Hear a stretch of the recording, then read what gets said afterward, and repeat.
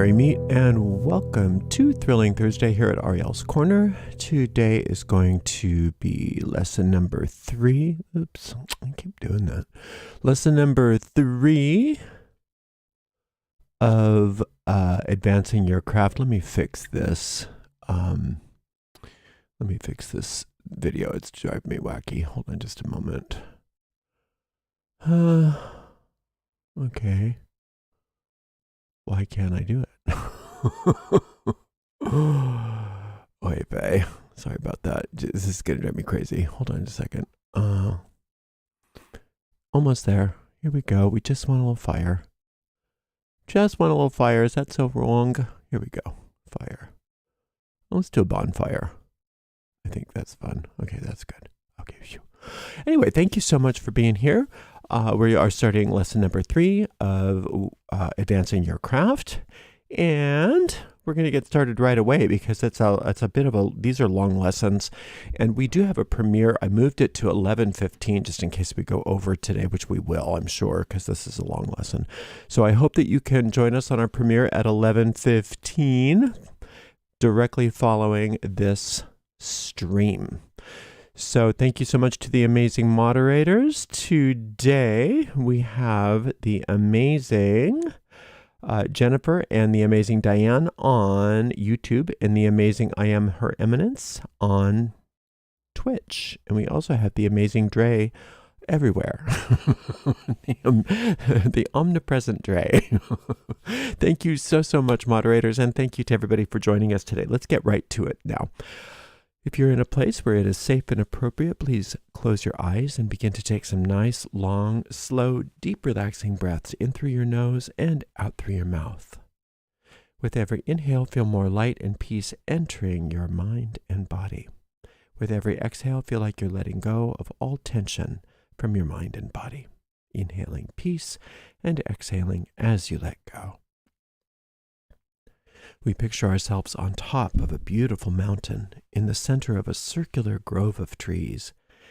In the center of our circle, a bonfire blazes forth, lighting us and the grove with a sacred golden light.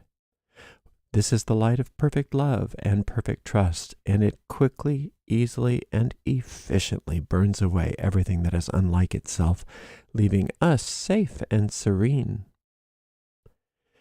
We call upon the presence of our angels, our guides, our teachers. We invoke the presence of our Creator, and we ask that we be guided as we walk upon the way, becoming happier, wiser, more magical, and more loving people. Thank you very much. Blessed be. This is lesson number 3 in advancing your craft. I'd like to review what we've discussed so far, and then we will take it from there. Okay, I'm having a little trouble here with my computer. I'm sorry. Come back here, you. There we go. So let's just take a moment to review what we've covered so far a little bit. Some of you might be enjoying the break from your tools, while others of you might be going through a little bit of withdrawal. Either way is just fine. When you do start to bring your tools back to use, something that many people will want to do, but not everybody has to do that if you don't want to. But if you do, or when you do, you'll notice that the tools feel very different. They are more powerful because you have a better understanding of them than before, and a clearer idea of their usefulness. Remember that achieving your goals is challenging, so it's important to review your goals. It's important for you to review your goals. Not all the time, but somewhat regularly, because it's very challenging to achieve your goals if you don't know what you really want. And so when you keep your goals updated and write them down, you can understand them and adjust them as needed. If your priorities change or your vision evolves, you can change your written goals because this helps your deep mind feel a sense of completion regarding what it is that you desire.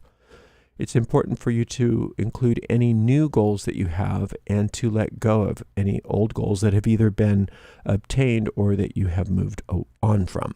or that you've moved on from. Make it a habit to update your goals regularly. Now, regarding deities and spirits, for some people, it might be difficult to work with the idea of these pure forces rather than specific deities or spirits. And it's tempting to just use familiar terms like Mother Earth or Father Sky or named deities or God or Goddess. And there's nothing wrong with those names. Those names are fabulous and wonderful, and we're not saying that you should stop forever. But us taking a break from those ideas, us taking a break from those names is a method of discipline and training to help us understand those powers better.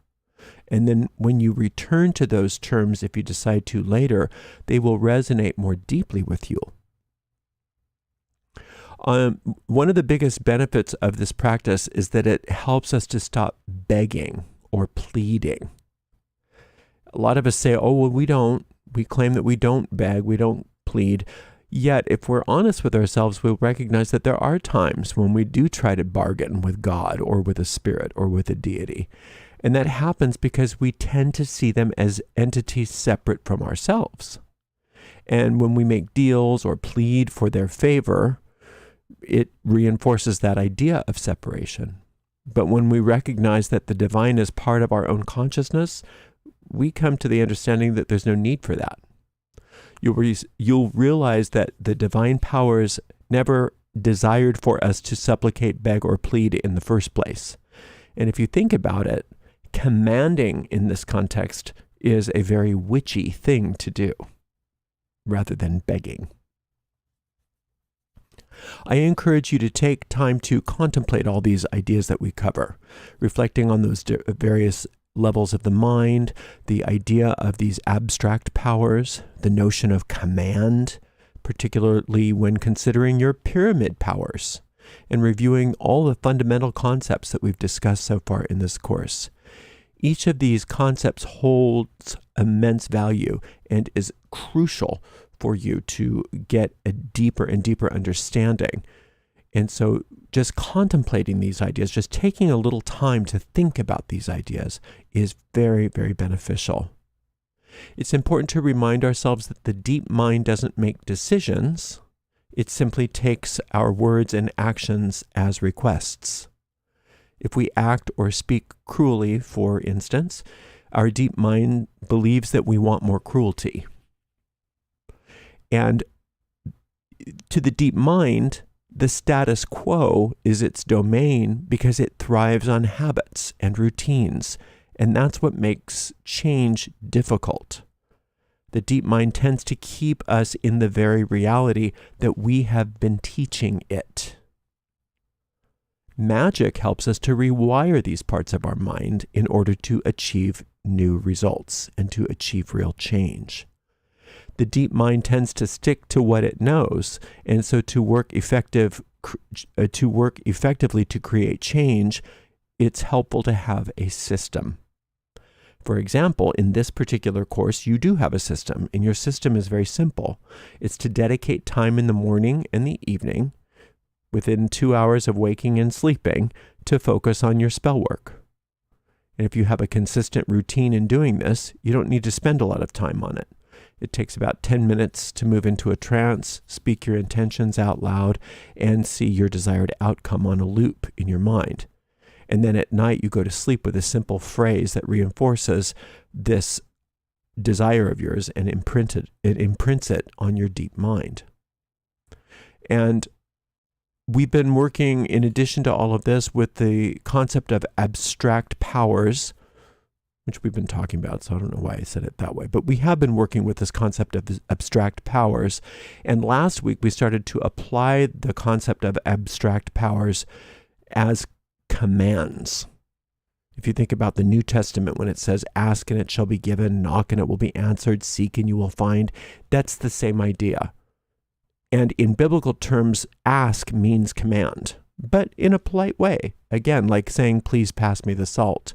It's not a big deal. You're not begging for the salt. You're not questioning your worthiness if you deserve to have the salt. It's a straightforward request. Please pass me the salt. Thank you. There's no fuss about it. Also, we talked about it's important to tune into your dream world, because if you're not tuning into your dream world, it's a little more difficult for you to, or it's actually a lot, we'll just say it's difficult. It's difficult for you to get out on the astral plane very easily. It's important to, we're going to talk about astral travel a little bit more today, but it's important to understand that astral travel isn't difficult. It's very simple, very natural, very easy. Unfortunately, many books on the topic make it hard because either they don't know what they're talking about or they want to sell books, so they think more data is better. But astral travel is the most natural thing that you'll ever do. You do it every single night, and you usually do it several times during the day. You just didn't know that that's what it was called, and you didn't know how to stay conscious and control the experience. We'll get more into that in a little bit. We also talked about the rule of gold, which involves spiritual and mental alchemy. Essentially, it means treating everything in your world, people, circumstances, possessions, as if they are extensions of and or reflections of yourself. This principle is key to creating positive experiences for ourselves. And I encourage you to think about and explore this concept even further, because it is something that can yield quick results in your life. Recognizing that everything you experience is a projection from your deep mind is so powerful. When you get upset with someone, for instance, you're essentially telling your deep mind to provide more situations to be angry about. Similarly, if you exhibit fear in something, you're signaling to your deep mind that you want more things to be afraid of. So when you notice yourself reacting in a negative way to a situation, it's very helpful and powerful to immediately change your mindset. For example, if you received an unexpected bill and started panicking, thinking, I'll never be able to pay this, I'll never be able to pay this, you're reinforcing that particular negative belief. You're teaching your deep mind that that's what you want more of. But you could instead notice that and immediately shift your perspective by saying, I'm grateful that this bill is being paid quickly, easily, and in a fun way. Just this simple change starts to change what you're teaching your deep mind, and it actually reconditions your mind to believe that when bills come in, everything gets paid in an easy, enjoyable manner, regardless of the external experiences. And it's important for you to realize that to your deep mind, nothing is inherently more or less challenging to manifest than anything else. Everything is equally simple. It's all based on what you teach it. So if you stress difficulty and stress, if you want more stress and difficulty, it will provide that. But if you desire fun and ease, it can provide that as well. But we have to recognize that the choice is ours, and that our surface mind is responsible for planting those seeds. Another topic I asked for you to focus on is the magic minute. And if you tried it, you might have found that it's a little more challenging than it appears on the surface. Even carving out 1 minute in the middle of the day, even when you have an alarm reminder, isn't always as easy as we expected it to be. But it's very worthwhile practice. Also, we talked about tuning in on your intuition and listening to your inner voice more this week. And I hope you've been able to do that and start following your instincts and acting on your hunches. And the more you engage like this with your intuition and the more you act on what it gives you, the more you become a finely tuned intuitive instrument, which allows you to live a magical life rather than a life of pure effort and struggle. So that's our review. Now let's move on into today's lesson. Let's start by discussing the concepts of blessing and cursing. Now, there are times when cursing is appropriate, and that's not what we're really discussing today. And I have several lectures on cursing that'll give you a different perspective. It's important to recognize that everything we do comes from our desires, and that our desires drive us. The emotions attached to our desires indicate where we're headed. There are two types of emotions, tense and relaxed. If you're feeling angry, fearful, those are tense emotions. And therefore, your desire, the desire that's attached to those tense emotions, is the desire to cause pain. Even if you don't recognize it as that or want to see it that way, it's exactly the truth. The desire to cause pain is inherent in any desire that's attached to a tense emotion. When you desire to inflict pain or even self-destruction in your life, that's a type of cursing. On the other hand, when your desire and emotions are aligned with when your desires are on the other hand, when your desires are aligned with relaxed emotions, then you are blessing. You're creating a blessing. But desire is the catalyst. So you have to ask yourself, what am I desiring? Is the emotion attached to my desire tense or relaxed? If it's tense, I'm cursing. If it's relaxed, I'm blessing. Most of us go through life blessing and cursing on autopilot without having any conscious understanding of what our intentions are. We become products of the collective mindset. We bump into various blessings and curses in our environment, and without any understanding, we just react to them accordingly. It's like being a leaf in the wind with no clear direction. This is evident not just in political elections, but in any situation with a charismatic leader, whether political, religious, or any other kind of even business. These leaders often rely on the fact that most people have undisciplined minds and emotions, making them much easier to manipulate. If you lack mental discipline, you become much more easily victimized by these kinds of people. You're more malleable and susceptible to their influence. When somebody intentionally curses another, they, to really like form a curse as a magician. A lot of people talk about, oh, I'm cursed. Somebody's cursing me. And I take that with a grain of salt, because to really effect a powerful curse, somebody has to focus and discipline their mind. And it's important that they do this within a trance, or at least as much relaxation as possible, to access the deep mind. And they have to do that while harboring the desire to harm, those tense emotions. So they have to relax in the presence of tense emotions. That's very challenging, if not somewhat impossible for most people, unless they're psychopathic. So unless you're a psychopath and you have no sense of right and wrong, you have no remorse or anything like that, that's not the majority of people.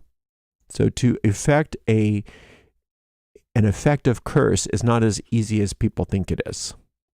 A lot of people say they're cursing. A lot of people, you can see even memes about it, about doing things in the physical world, burning particular candles or incenses or sprinkling graveyard dust and things like that. And those are mostly what you do to feel like you're expressing yourself in the world. But to actually make a magical effect happen, you have to lower your mental shield. You have to get into a deep, relaxed, trance-like state, and then access the emotions to want to destroy that person while staying in that state. It's a very challenging thing to do, and that's why most curses of that nature are not as prevalent as people believe they are.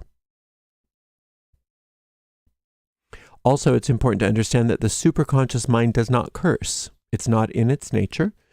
It seeks to avoid harm because it embodies the life force itself, which does not cause damage. The life force promotes growth and vitality. And some people may view nature as cruel due to the predatory-prey relationships that are in existence where nature is, and life and death are intertwined. But from the superconscious perspective, none of this is harmful. It actually supports life and supports evolution. Additionally, those who curse intentionally lack the advantage of the superconscious mind's power. And that's whether the curse is intentional or not. Now, everybody curses at some point. It's just part of living in this world. However, it's important to be aware of when you do and try to change it. Blessings hold much more power because they connect to the superconscious mind and allow access to the deeper levels of relaxation. Relaxed emotions linked to blessings are much more pleasurable and easy to embrace, unlike the tense emotions, which embody pain and come with so much tumult. It's far more powerful to bless than curse. And this is why blessings hold more weight and make a greater and larger impact.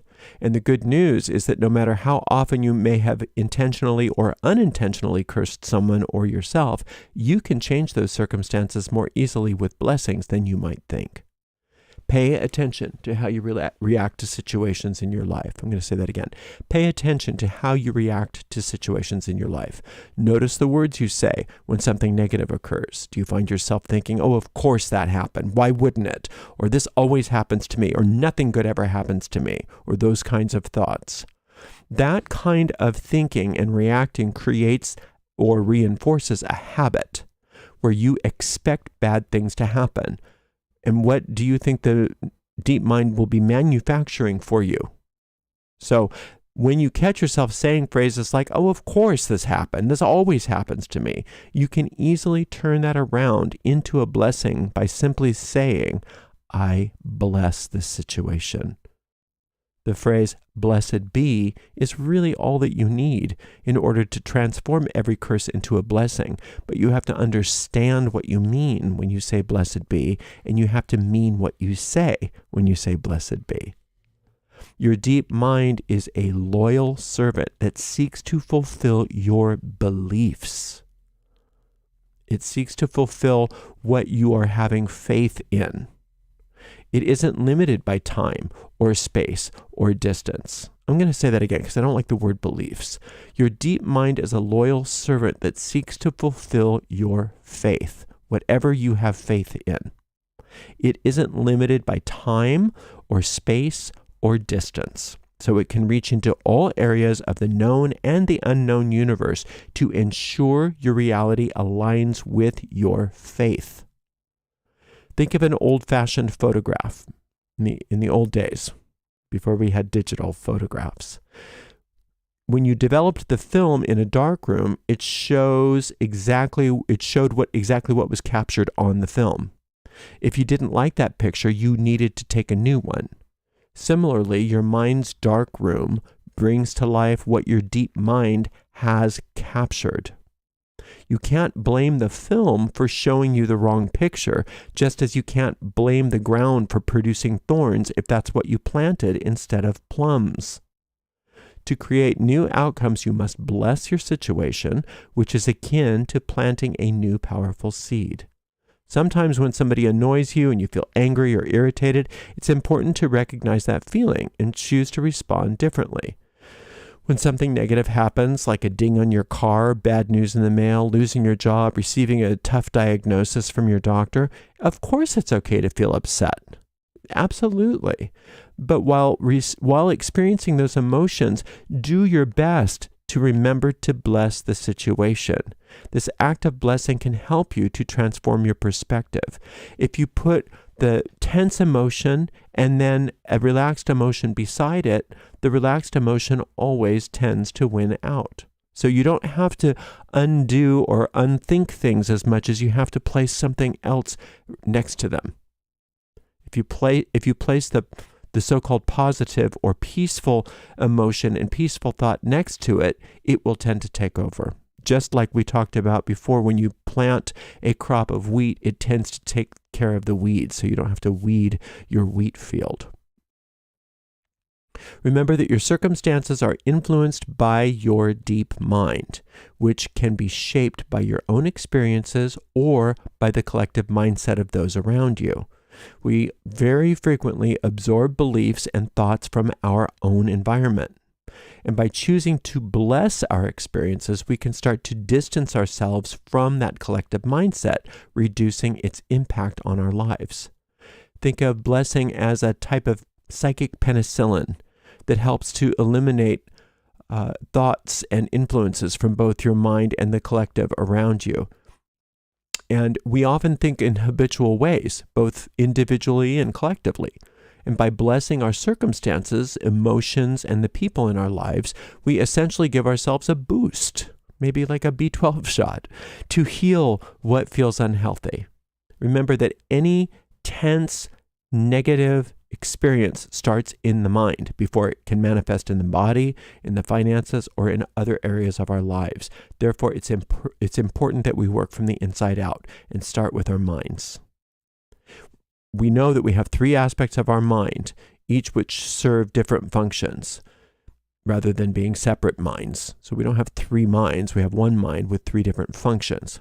The conscious mind, the habitual or deep mind, and the superconscious mind, often referred to as our divine or higher self. So start by making it a habit to bless everything around you. For instance, when you're cleaning, as you touch each item, say things like, I bless this counter, or I bless this chair. If something is bothering you, like a malfunctioning coffee maker, bless it. If you've spilled something and you've made a stain, bless it. You'll notice that things start to clean up more quickly if you just take charge of your mind rather than allowing the circumstance to dictate more upset. As you practice blessing your surroundings, you'll also notice that the physical world responds positively. Using the power of blessing makes you more effective in your interactions with the world than cursing it will. Remember that cursing tends to come back to you amplified, but so does blessing. What's really happening is that everything is interconnected. The thoughts we focus on tend to expand. So by the time they manifest in reality, it feels as if they've returned to you multiplied. Keep in mind that blessing holds much more power than cursing because it is connected to the superconscious mind. Regardless of any past negativity or problem, the act of blessing can outweigh all of those cursed thoughts and help them fade away. But you need to stay committed to the practice. All right, let's talk about astral substance and proto-matter. Last week we focused on various divine principles and divine forces, magical forces. Last week we focused on various magical forces or divine forces. So this week I want to focus on the concept of infinite presence or divine presence, absolute presence. And you can explore the idea of omnipotent power too, or infinite power, which relates to the source of all strength. Think of those as rather than as deities separate from you, as magical powers that you can tap into. Infinite presence, infinite power. Whew. Consider the source that created you from a single cell, and that force behind the motions of the planets and the process of photosynthesis. That is what we're talking about. The omnipotent power. Notice how it feels to have that presence within you, within your consciousness. Now, when you invoke a god or a goddess, you sense their presence, but here we're doing something similar, but in a different way, using the abstract force itself. I encourage you to connect with absolute presence or infinite presence, divine presence, and the perfect presence of omnipotent power. And as you become more familiar with the feeling of being at one with that or those powers, you'll understand that you are one with this omnipotent power and the life force that underlies all existence. And this realization will help you to discover more about your true self and your place in the universe. And you might find yourself thinking, wow, I really have friends in high places. And it's true, you do. Consequently, you'll begin to consider the idea, when you think this way, of substance, specifically infinite substance or divine substance. So the idea that is infinite, omnipotent power is the source of everything, well, that's where you're directing your thoughts. We're not right now labeling it as God, spirit, goddess, or anything that suggests superstition, separateness, or supplication. We can come back to those ideas later once we've really purified our minds from all of that superstition. But we recognize that the principle of infinite power is the foundation from which all things arise. Essentially, we are dealing with infinite substance. infinite or astral substance, proto-matter. In angel magic, it's called Shekinah, but we're not calling it that in this course just because even that can smack of superstition if we're not careful. Think of matter and energy as the same thing with divine substance. Matter is just energy condensed enough to be visible, while spirit is matter vibrating at such a high frequency that it is no longer seen in the physical universe. There isn't a clear divide between energy and matter. They are interconnected, like two poles of the same battery. The invisible and visible realms are thus linked. They are essentially the same, and this is what we refer to as astral substance or proto-matter, which represents the pure potential for existence yet to be manifest. And as you begin to embrace the principle of this astral substance, divine substance, infinite, perfect substance, absolute substance, whatever you want to call it, you'll start to realize that everything you desire is available to you here and now. There's nowhere that this substance doesn't exist for you or for anybody. It's already within you, surrounding you, and flowing through you. Consider the example of someone asking you, again, we keep using this example because I think it's helpful. Again, let's use the example of someone asking you to pass the salt. The salt's already on the table. You're not asking them to leave the table, get into their car, and go to the store to buy some more salt. You're acknowledging that the salt is there, and you're asking for it. Similarly, all the substance you need for anything you could ever possibly want is already present in your life right now. You don't need to search for it in another place. It's not something that has to come in the future. It's not a matter of it being difficult or easy, far or near. It's just there in the present moment.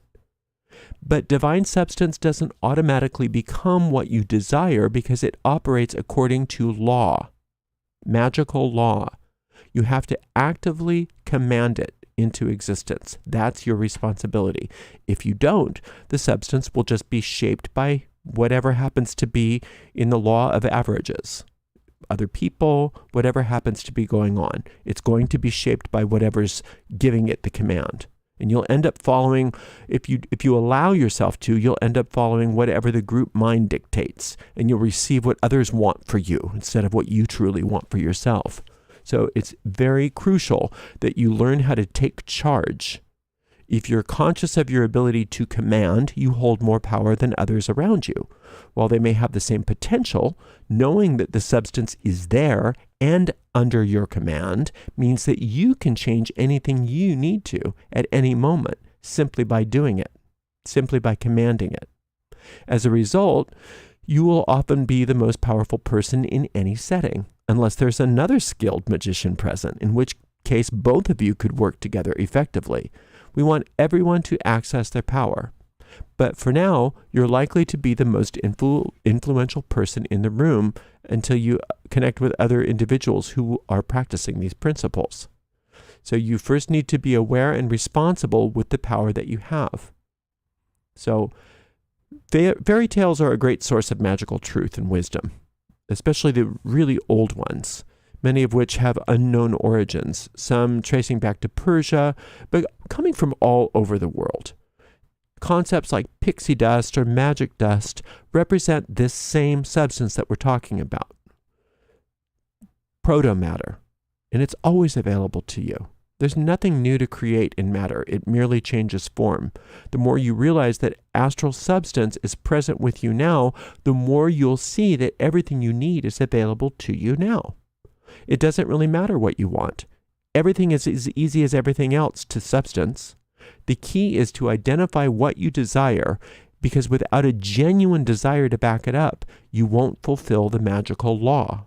If you genuinely want something and you have your mind focused on it properly and let go of all of the ideas that negate what you want, you can harness your abilities to achieve it. Understanding substance means letting go of the belief that your desires are far away and difficult to attain. Once you realize that it's already here, it's just a matter of commanding it to be so. And this mindset helps you to expand your influence rapidly, your magical sphere of influence. This mindset helps you to expand your magical influence rapidly because I'm going to say that again. This mindset helps you to expand your magical sphere of influence rapidly, because if you truly want something, it's likely achievable. And it's already existing in the world of the astral. So you make it happen by commanding it so that you can move on to your next goal rather than dwelling in a wouldn't it be nice mindset for yourself forever.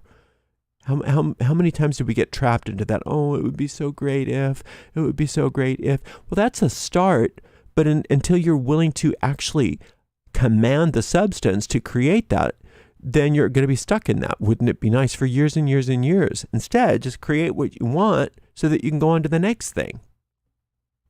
When you call forth infinite substance, you're not just doing something powerful, you're training your deep mind to abandon the ideas of near and far and difficult and easy. Everything then becomes accessible to you now. And once your deep mind understands this, it reflects these understandings back to you. Until now, you might have thought things just take a long time or things are very difficult. But once you embrace the reality that this divine substance is here with you now, your deep mind will start to operate on the understanding that everything is easy and available now. All right, now let's move on to discussing astral travel. This week you'll be doing some astral work, and I'm treating you like the capable magical practitioners that you are. I will provide you directions, but you will need to experiment on your own. I'm not going to be guiding you as closely as I do in some of my other courses. And I know that those things are fun that I provide, like with recordings and things like that, guided meditations, and I love doing that. But for this course, I wanted to avoid creating any even slight sense of dependency or feeling on your part of, I don't know how to do this.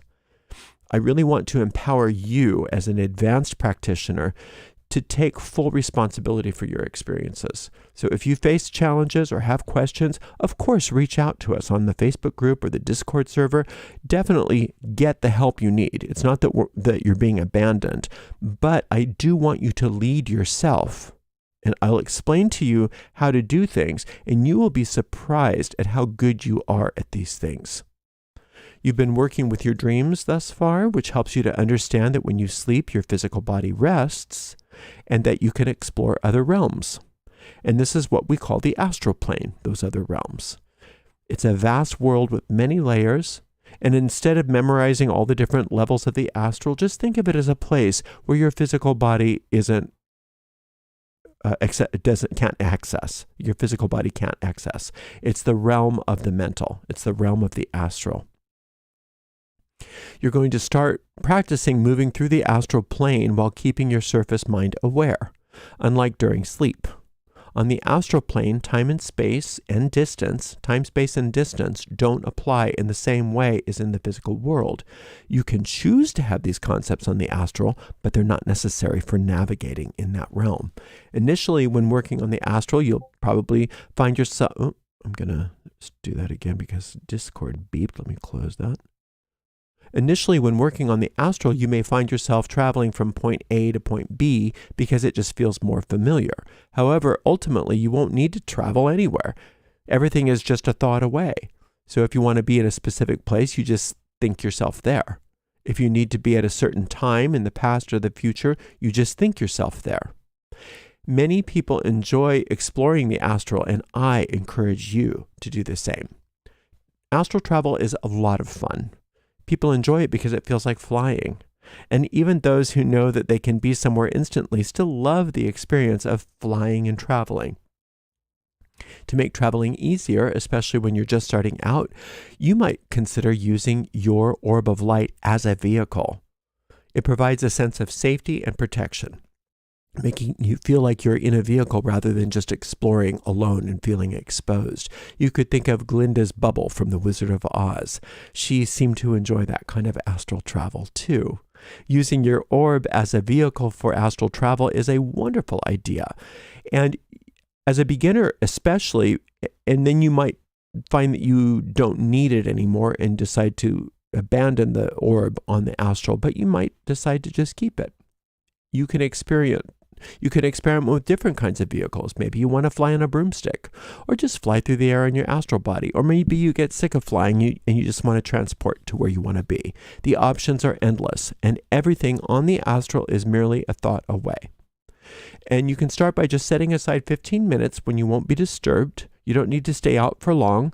Just ground yourself, center your energy, conjure your orb of light, establish a light trance. It doesn't have to be deep. You might want to call upon divine guidance or whatever force feels good to you to keep you feeling safe, because sometimes trying something new can feel daunting. But remember, there is nothing to fear. You won't be harmed on the astral, despite what some might say. Don't let the misconceptions bother you. They're simply misguided. Just go out on the astral in whatever way feels the most comfortable. Now, obviously, I do have a full course on astral projection, and absolutely you can take that course. But for right now, rather than going to that course, just try practicing it on your own. Remember that if you believe that the astral is a scary, dangerous place, then you may end up creating that experience for yourself. But there is nothing inherently dangerous about the astral. You're there every night, and you don't even usually recognize it. You daydream probably. That's exploring the astral. There's no need to worry. The idea of the dangers of the astral plane are really quite silly. So instead, call upon divine guidance and imagine yourself rising in your orb of light to a higher plane of reality. Focus on elevating yourself to higher dimensions. For now, avoid moving horizontally as much on the astral. Concentrate on ascending. Pay attention to what you feel and experience as you rise. It's common to lose awareness of your physical body when you do this process, but that's fine. Whether you completely leave your body or not doesn't matter. You can experience astral travel while still being fully aware of your physical body. Or you can experience astral travel while being completely unaware of your physical body. Some people never feel like they fully disconnect from their bodies, but they still navigate the astral quite well, while others may feel like they've completely exited their body and then returned to it. Everyone's experience is unique. The sensation of being entirely out of your body just depends on your personal disposition. You may or may not feel it. Either way is completely fine. Just take some time to explore the higher astral planes. Notice what you see and feel. It might be amazing. It might be wonderful. It might be dull. Who's to know until you explore it for yourself to determine what you experience? As you rise in your orb of light, go as high as you can and then come back and return to your body. Just do it a few minutes at a time. And you can repeat that exercise just 2 or 3 times in one session if you like. It's not important that you be out for too long because it can be tiring at first. And if you ever feel uncomfortable, just reinforce your orb of light and call upon divine guidance for safety and love. And notice that you can always just return to this particular time-space continuum anytime you desire. Tap into the force that helps you feel the most comfortable, and remember that you're always truly safe and there's never any need to worry. You're never going to get stuck outside your body. If you see a silver cord, that's fine, but not everybody sees that. Focus on your experience. If you see something that's typical, great. If not, that's fine too. Once you've had a few experiences, try working with your astral double in the 3rd dimension. Start exploring different parts of your home. Just notice what you see.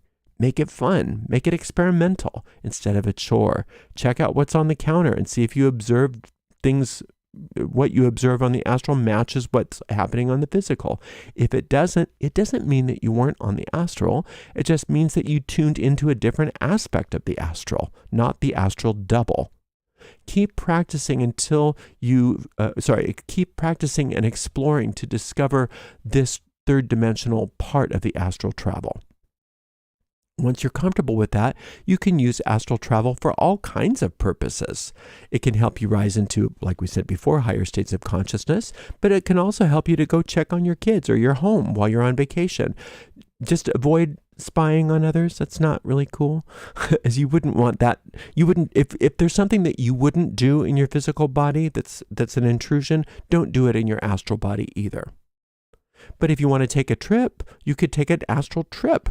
Like you could go to Japan, you could go to Greece, find them on the map and explore. As you improve, you may even have meetings on the astral with other practitioners. When I was a student first learning how to do this, I often worked on the astral with others. Our teacher would set a time and place and ask us to report back on what we saw there. As you get good at it, you'll learn to stay in the right layer of the astral, focusing on the reflection of the physical realm, if that's what you're working on. Remember, the astral plane can feel different. It's like looking through a mirror. Sometimes it can seem dreamlike and not connected at all to the physical world.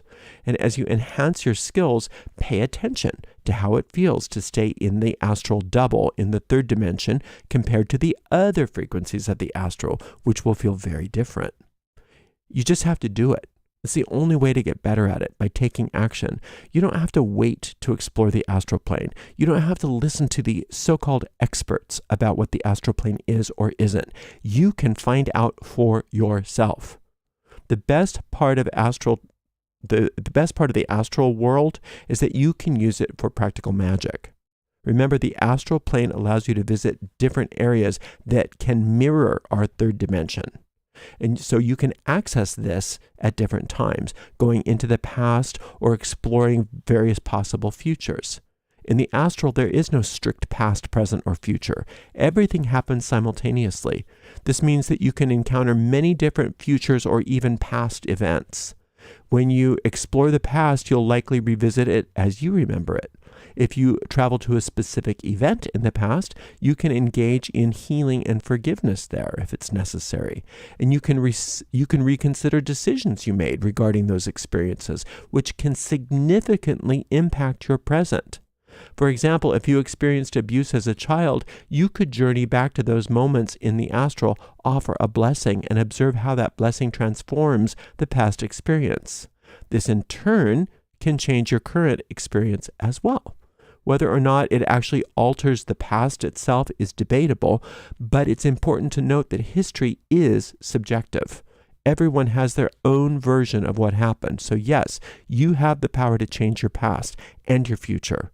By looking ahead to your goals, such as manifesting a raise or a better job, you can explore your probable future and see what unfolds. Imagine that you're working on a spell for a better job, for instance. You could enter the astral plane and visualize yourself alongside your future job. Your goal is to thus collapse time, bringing those two events closer together. You might notice a series of steps that you need to take in order to get from where you are now to where you want to be. And instead of seeing those steps as slow or challenging, you could just picture them happening quickly and easily in a fun way as the distance now between you and your goal shortens. By working in this way on the astral plane, you can effectively reduce the time that it takes for your desires to manifest. And this is because you're communicating with your deep mind, which resides in the astral realm. Your deep mind perceives everything as flexible and changeable. So when you show it your desired outcome, it understands. So it's there to the deep mind understands how flexible and changeable everything is, and thus it's there to try to keep your reality intact. So it won't change anything for you until you've trained it to, until you've taught it to. It's very loyal to you. Remember that exploring the astral can be a very enjoyable and effective way to manifest your goals. Now, when your pyramid powers are in harmony, one of the results is creating expectancy. The more expectancy you generate, the quicker. I wasn't very clear that we are moving off the astral now. So let's move on to talking a little bit more about your pyramid powers. When all of those powers of the witch's pyramid are working in harmony, like we talked about last week, one of the results that you're going to see is that of creating expectancy. The more expectancy you generate, the quicker you're going to see the results. This ties closely to the faith aspect of those pyramid powers. Imagine that you went out to a restaurant for dinner. You order a Cobb salad and the waiter acknowledges your order. Okay, you know what? Before we do anything, I'm going to go on to YouTube, and we are now going to have our premiere at 11:30 because we're not going to be done in time. So just humor me for a moment. 11:30 it is. Okay, now I'm not going to worry about it. So it's like going out to dinner. Just imagine yourself going to a restaurant. Let's say you ordered a Cobb salad, and the waiter acknowledges your order, asking if you'd like anything else while you wait. Maybe you order a lemonade, but you're not worried about whether you're going to get your Cobb salad. You trust. You know it's on the way. Now, occasionally, maybe the waiter might come back and say, oh, we can't serve the Cobb salad because we ran out of avocados. Do you want the salad without avocados, or do you want something else? And then you decide, do I want something else? Do I want it without avocados? Or do I really want a Cobb salad, so I'm either going to go to another restaurant or I'll come back on another day when they have Cobb salads again? Normally, you're confident in expecting, you are confident in expecting to receive your order. Just imagine ordering something from Amazon. You don't sit there worrying if your package will arrive. You check the delivery date. You know it's coming. Sometimes there's a delay. Sometimes there's a problem. But most of the time, you trust that it's going to arrive. The good news is that your mind operates much more efficiently than a restaurant or Amazon. You're less likely to encounter delays due to errors. Occasionally, you might sense a delay, but that's when you tune into your intuition. You ask yourself what you need to adjust, or if you need to give it some time, or what you need to do, if anything. Sometimes there are things that need to fall into place in your life first, and your intuition will guide you on that. However, it's rare for the answer to be a flat no. Usually it's more like it's on its way. If you have a desire for something, it typically means that you're meant to receive it. Think about that. If I have a genuine desire for something, it means I'm meant to receive it. So as you cultivate that expectancy, you'll find that it mirrors the experience of ordering at that restaurant or shopping online. It's so great to be excited about something coming your way, and there's nothing wrong with that. However, try not to worry about whether or not it will arrive. Worry is like calling the waiter back to your table and saying, I think I want liver and onions, even though you don't like liver and onions, as a way to cancel your Cobb salad. And the waiter obliges and brings you what you didn't want. And that's what happens when we let worry take over. We send our minds mixed signals. We send our mind mixed signals. Instead of focusing on, for instance, a teal blue Mercedes that we do want, we inadvertently ask for something that makes us unhappy. So keep your order as it is. Expect what you desire. Expect that what you desire is on its way. Trust that your mind is designed to help you to achieve what you desire. What we need to focus on now is persistence. If you're in a place where your deeper mind aligns with your higher consciousness and everything is in harmony, then doubts and negative thought patterns won't be an issue. At that point, simply making a request once will be enough, and you'll notice everything happens very quickly. In the meantime, remember that you're not just asking for something new, you're also retraining your mind to accept what you want, and this process allows it to become your reality. While you're working on all these new habits and routines, it's important to practice every day and stay persistent. Do not accept defeat from yourself. Keep practicing your scales until you eliminate mistakes. Don't give up and think, I'll never be able to play the piano. Instead, you keep practicing, even if you have to really slow it down or focus on simpler scales or pieces of music for a while. The same applies to your spell work. Those are your scales. Every morning and evening, perform your spells until you either feel like it's complete or you see results, and then move on to the next goal on your list and start working on spells for that. Consistency, that's key. There shouldn't be a time when you stop working on your spells until you reach a point where you no longer need them. At that stage, you're operating on a different magical level where you just simply intend for what you want to happen, and it happens. And that's our ultimate goal, is to not need spells anymore, or at least not as often. But for now, the spells are the scales. Most of us aren't at that place where we can just intend something casually and it happens. And that's okay if you're not there yet. For now, commit to doing those spells daily. It's beneficial that we're working without tools, as this helps us to reinforce that our superstitions don't control our outcomes. When you eventually return to using your tools, they are going to be so much more effective for you because of that. So keep pushing forward and don't stop until you get what you want. If you've been consistent with your magical minute every day, you might notice a positive change in your life. You could think about adding maybe another one of those minutes to your day. It's not mandatory, but it's worth considering. How many times a day can you spare 1 minute? Is it worth it to you to live a charmed life where your superconscious mind is more in control, helping things work out better than you ever dreamed? How much is that worth to you? Would you consider doing a minute or 2 minutes or 3 minutes a day? Anybody can easily find 1 minute to spare a few times a day. Now, don't be hard on yourself if you miss that or if it doesn't seem to be working out for you right away. Don't worry about it.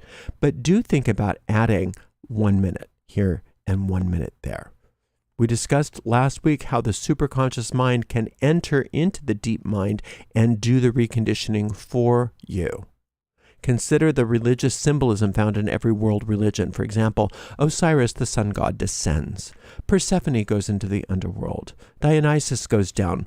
Jesus is crucified and descends into hell for 3 days and is reborn. Every religion seems to have its own version of the idea that the superconscious mind descends into the deep mind and brings forth some kind of what they call salvation. So what's salvation? It's such a loaded term. But simply put, salvation simply means the answer to what you want. It's about your desires manifesting. If you're hungry, your salvation is a meal. If you're broke, your salvation is money. If you're lonely, your salvation might be a partner. Your savior is essentially the result of your spell work. In all religions, there's a common theme. Your superconscious mind influences your deep mind, leading to outcomes beyond your expectations. And that's advanced magic right there. When you work with angels or any other forces, including deities, even demons, you'll have a different understanding. Once you're done with this class and you go back to working with angels or deities or demons or whatever your thing is, you're going to have a very different understanding. You're still directing the forces of the universe, and it's not about separate deities or separate entities doing something for you. Because the system of magic that you choose after this class doesn't matter. Once you go back to it, it's going to be more powerful because you've engaged those 3 levels of mind consciously and purposefully. This is about deepening your inner guidance. We're not focused on named deities or spirits, obviously, but if you're inclined toward spirit-oriented magic, remember that deities are just another form of spirits. But that's a completely different discussion. Let's go talk about that another day. Here, we're not viewing your spirit guide as a separate entity. We're instead focusing on your inner guidance, which represents divine guidance, infinite intelligence, or whatever term resonates with you. I encourage you to incorporate the principle of divine guidance into your work, into your periods of contemplation and meditation. Embracing the idea or concept of infinite or divine guidance or infinite intelligence allows you to feel the guidance whenever you need it. You can affirm it. Just divine guidance is mine now. My mind is open and receptive. I'm divinely guided in all ways. Whatever I need to know is given to me right now. Those kinds of thoughts, those kinds of commands. When you seek divine guidance, remember that the nature of those powers is to respond. If you're not getting an answer, it's not because they're not responding. It's likely because you're not open to receiving it. So how do you navigate this? Keep asking and commanding. Keep commanding.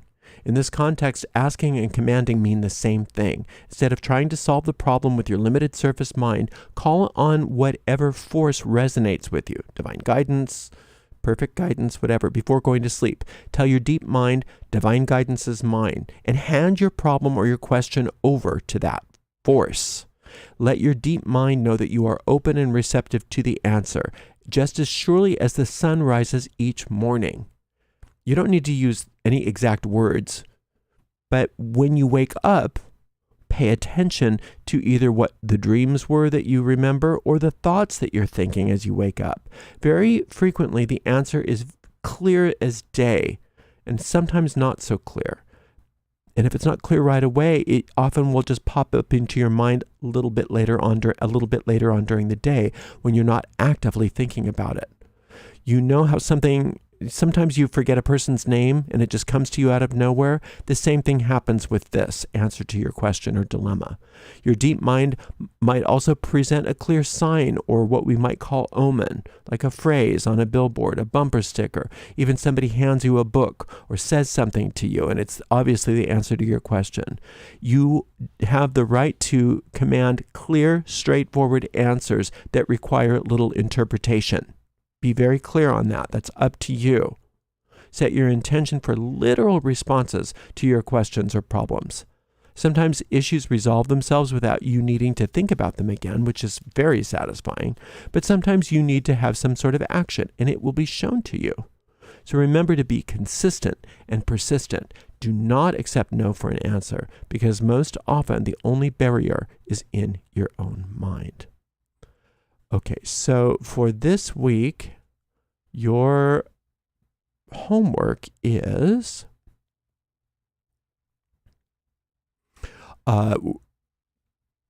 going over, just reading your handout. You've got the idea of blessing and cursing, astral substance and proto-matter, astral travel, building expectancy, persistence, working with the magic minute, accepting inner guidance. Those are the main points that we covered today, and they are very much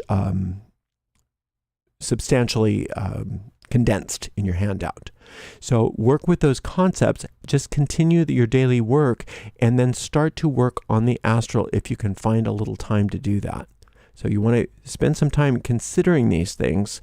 Like we say, work with that. The most important thing is working with your daily spell work, and then also start to consider working on the astral a little bit every day just to get good at it. And remember, you don't have to worry about whether you're doing it right. You've been doing it your whole life.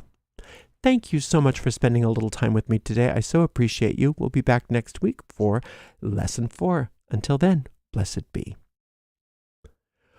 Okay, real quickly, let's see if we have any questions. I'm so glad that I had the forethought to delay our premiere.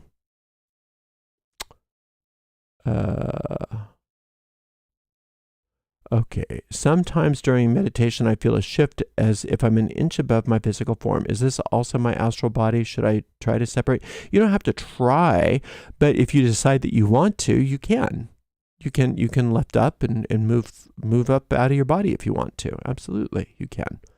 What is meaning when you break things? Glass, vase, or car appliances break. Several things broke in a few weeks after you blessed it. Should you do something besides blessings? If things break, you might want to ask your inner guidance if it has any meaning. Sometimes things break because you need to let them go too. So I don't believe that all breakage is necessarily a negative omen. It can be an omen, but I would recommend that you ask your inner guidance and be really clear that you want clear, understandable answers. You don't want you don't want things so symbolic that you don't understand. You want to be very clear what things mean. And you have every right to that.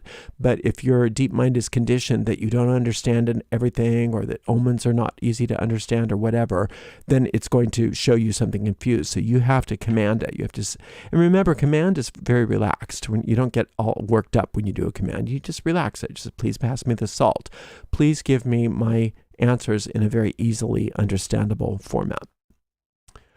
Let's see. When you see in the astral, does it work as though you are seeing with your real eyes, or is it purely your third eye imagination? It depends. It depends. It depends on how everybody's so different. I can't say what you do. That's why I'm saying you have to get on the astral and work and work and work there, so that you'll understand that it can be so many different things depending on how you're traveling and what you're doing. Usually for me, the higher levels of the astral have less physical appearance than the ones that reflect three-dimensional reality. And it looks like that's it for the questions. Wonderful questions. Thank you so much. And thank you so very much to the amazing moderators, Jennifer, Diane, I Am Her Eminence, and Dre. And we will see everybody over on our premiere that's going to be happening in just a few minutes. And then we'll be back for lesson 4 next week. I hope you're enjoying this course. Until next time, blessed be.